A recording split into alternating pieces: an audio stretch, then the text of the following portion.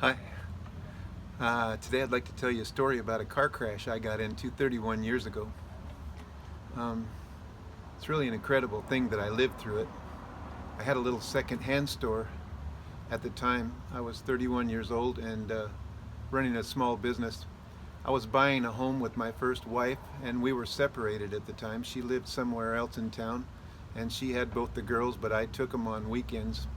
It hadn't been that way long, but we were struggling in our relationship.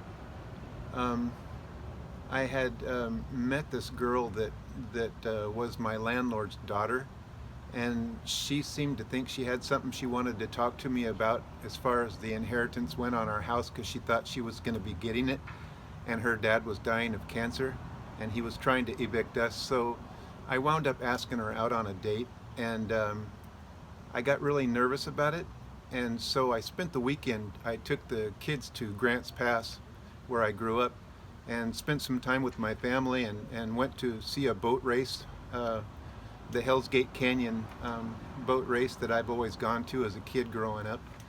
And I got to spend the last family time around my girls and my mom and dad and my brother, and while I could still walk, because the picture I took of my car with the girls here in the canyon was the car I crashed, and it would soon happen after we got home from this weekend.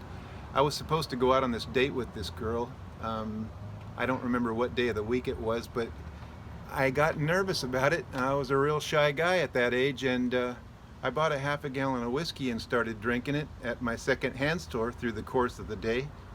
And by the end of the day, I was ripped, and I blew off the date, and I had left my store, and somebody that worked next door asked me for a ride home, so I took them for a ride home. I shouldn't have. I was way too drunk to be driving. On the way back into town from there, I blacked out at the wheel, and I went off the road, and the next thing I know, there's guys outside of my car, and they've got these chompers, and they're opening up the roof of the car to get me out. They had to strap me to a board before they could move me, because my face was up tight against the windshield. I'm so busted up, they're afraid to move me at all because they'll kill me if they move me wrong.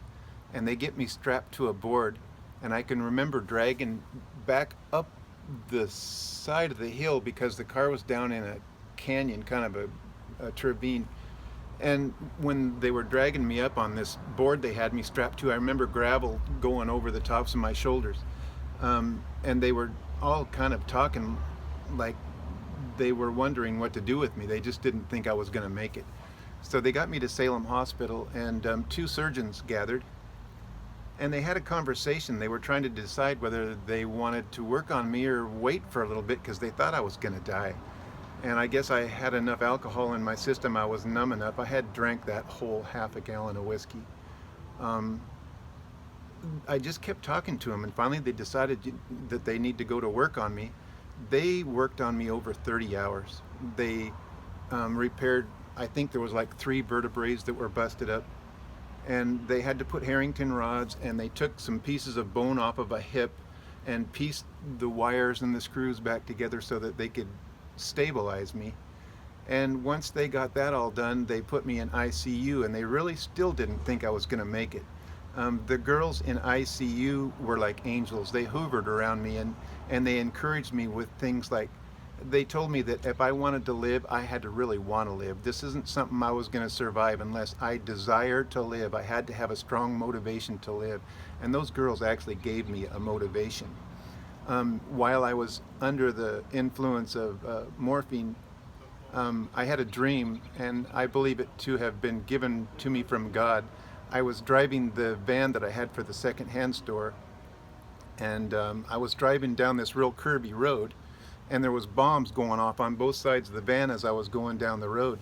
I looked out of the window, and there's a lake, and there's flames on top of the lake. And as the bombs went off and the van swerved, I was doing everything I could to keep my van on the road. Here I am having this dream. I just had to take a little break. This dream was so real and so vivid. I mean, when the bombs went off, I could smell sulfur, and I don't remember ever in my life smelling anything in a dream, but the smell of sulfur was unbearable.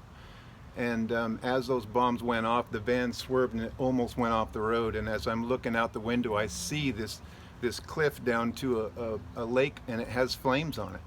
And the voice coming from the back of the van keeps saying, "Randy, you've got to make it down this road. You've got precious cargo in this van." And I look in the mirror, and the van is empty. And I'm swerving, and I got more bombs going off. And I woke up from that dream confused, and it never made any sense to me until I went to church one day. And, that's another long story. I didn't grow up a Christian, and I became a Christian long after this accident, like 13 years after it. And later it was revealed to me that that dream had a lot of it had a lot of meaning in what was going on in my life right now. 13 years later, I would eventually become a Christian because of that dream. But I hurt a lot of people in the wake of this accident. I was living in kind of turmoil. I had so much anxiety. I felt like there was a motor in me going all the time, and I couldn't relax. I couldn't get any satisfaction from anything, and everything was always stressful. My whole life was stressful. I was stumbling with alcohol demons. I mean, my life was rough. I had a horrible time getting along with my wife. She had a lot of issues from her past. I brought a lot of issues from my past, and we were both a couple of messed up kids, raising kids. And so I hurt both of my girls. Marcia and Miranda both really had a tough time, especially Miranda. She was younger, and her dad got hurt real bad. It was so hard on her. But it was hard on my mom and dad, and it was hard on me.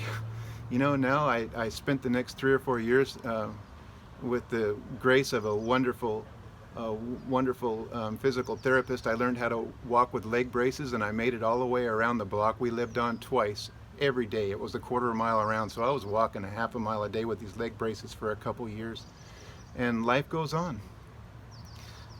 It didn't take me long to go back to my old ways. After a year of my first wife coming back home and helped me to learn how to take care of myself, I went back to drinking and driving and crash cars again.